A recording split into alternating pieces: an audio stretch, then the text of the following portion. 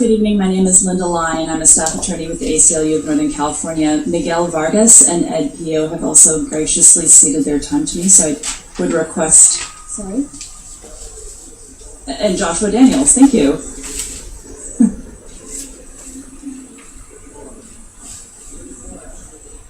Thank you. Okay, I'm gonna need the names, I'm sorry. Miguel Vargas, Ed Pio, Joshua Daniels, Edgar Tirigo. Thank you all very much.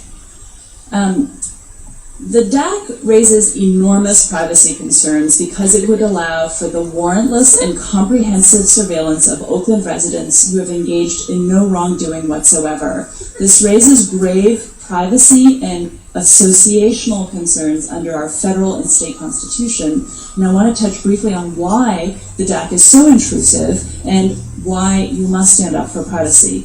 First, we've been hearing a lot about how this simply it does nothing more than combine existing surveillance systems. The intent is clearly to pull over 1,000 cameras throughout the city and the Port of Oakland, including 700 cameras in Oakland schools. This aggregation of information is far more intrusive than any one of these systems standing alone. Think of a mosaic. The mosaic paints a very detailed picture that an individual tile would not. And that is why the aggregation of information is itself inherently intrusive and privacy invasive. It's not clear how surveilling school children, however, would make us safer. Documents from the port also show that the intent is not just to aggregate existing surveillance systems, but also to add video analytics. Facial recognition and other sophisticated surveillance tools can be used to identify and track specific individuals when they go to the Union Hall meeting, when the questioning youth goes to the Gay and Lesbian Resource Center, when the young frightened woman goes to the abortion clinic, and identify specific individuals when they engage in other very personal acts. At the same time, study after study has shown that surveillance systems do not make us safer, but have the potential for discrimination.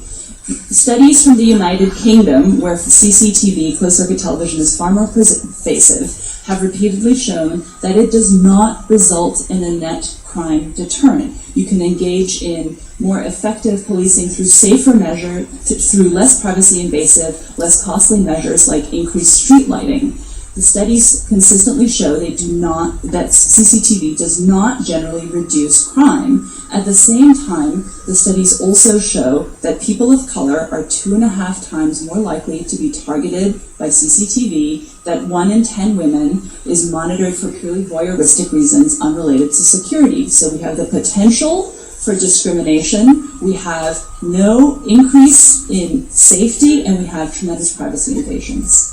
It is our strong recommendation that you not put the cart before the horse and that you not allow the DAC to proceed to phase 2 without fully vetting the privacy issues. That is our strong urging. We also understand that several council members have proposed some additional language to the resolution, and the additional steps would be a marked improvement, but we want to identify a couple things which at a minimum we urge you to do. First, the DAC should not be authorized to operate or store any information until such time as the council reviews and approves a privacy policy. This is the first be it resolved paragraph. The first and second be it resolved paragraphs in the proposed amended resolution, and that is helpful, but we also urge you to take the further step and to consider the fact that all of the sources that would feed the DAC also need to have privacy policies in place. And I know that some of you are thinking that, but if that could be expressly addressed, that is also important, because if we're not storing it in the DAC, but we're storing it elsewhere, the same problem exists. Second, express city council approval should be required for inclusion or the addition of each source of surveillance or security sensor data. This is addressed in part in the third paragraph. And this is essential because it means that the city council, elected officials, will be deciding whether it makes sense to actually surveil Oakland school children rather than delegating that decision to unelected, unaccountable administrators. So that is a helpful thing. However, we would urge you to consider removing automated license plate readers from that paragraph of one of the sources that is approved for inclusion in the DAC because of the pervasive surveillance that ALPRs provide for. Thirdly, and this is also very essential, is the issue of video analytics. As I mentioned earlier, facial recognition and other sophisticated analytics allow for the tracking of specific individuals and where they go and what they do. Now, you've referenced video analytics in the third be it resolved paragraph, but it should probably be moved to the second. Video analytics is a capability, it is not a source. So given the level of public, the strong public sentiment and the importance of buying community trust, I think it's important. The devil is always in the details. The wording needs to be very precise.